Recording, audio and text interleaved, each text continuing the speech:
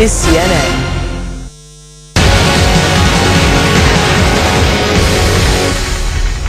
Welcome back, everyone. You're with CNN, and this is Connect the World. I'm Jim Clancy. Well, returning to one of our top stories now, those police raids and media arrests in Turkey. Turkey's Zaman Daily was one of the newspaper offices specifically targeted. Let's talk to someone who was there.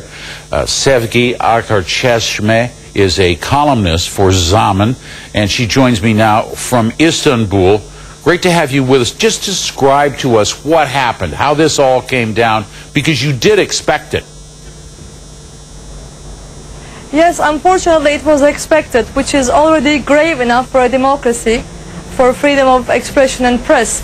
It's an anonymous Twitter account, a whistleblower named Fuat Avni, has been sort of revealing a possible operation, a crackdown against critical media and all other dissidents since Thursday. And it was first Thursday night that we went to the newspaper at night and stand there for vigil in solidarity with our editor-in-chief Crackdawn, who was finally detained this afternoon. I want to take you back 1 year to when your newspaper ostensibly supports Fethullah Gulen. They give him a lot of press. They like his ideas. But it was the Gulen movement, if you will, that really pointed a finger, and supporters of the movement that pressed a corruption campaign that saw the arrest of ministers, some of the sons.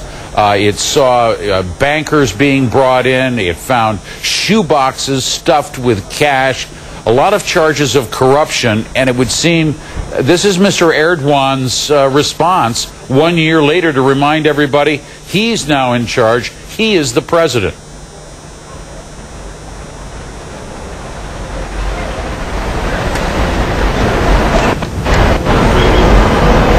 You are disconnected. I'm sorry, I can't hear. Can you hear me now? You said I didn't hear the part after you said he's the president now. Yes, he's the president now. Do you see this as retaliation because your newspaper and others supported a corruption probe of now President Erdogan and his supporters, his team, if you will? We could say so. Even though there is no, Erdogan has been holding the Hizmet movement, the Gülen movement, responsible for the corruption operations that involves his close family members, including his son.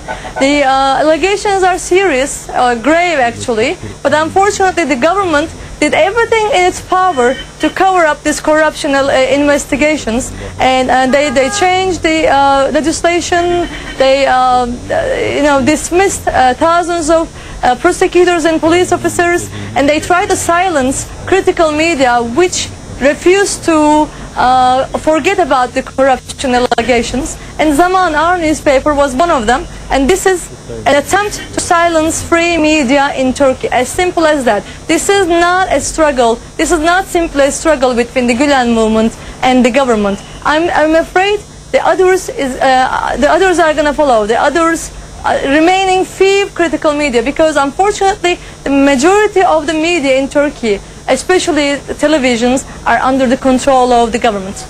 Well, people are worried about their jobs too. It has a chilling effect on everyone in a country. Turkey at one point wanted to be a part of Europe. Freedom of the press is it's essential to gain admission into the European Union.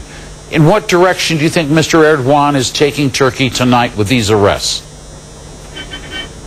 Very good question. To be honest, Jim, I was among those people who supported this government in its initial years, because I was persuaded, looking at their initial reforms towards the European Union. I just thought that, I was convinced that they are moving towards Brussels, not anywhere else. But currently, every single step that Erdogan is taking proves that he is taking us to at least, Moscow or, Beijing, or any other authoritarian regime, unfortunately, instead of Brussels.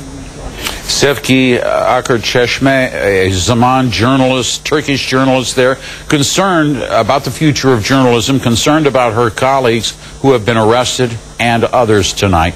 concerned about her country, Turkey. Thank you so much for joining us. I appreciate you.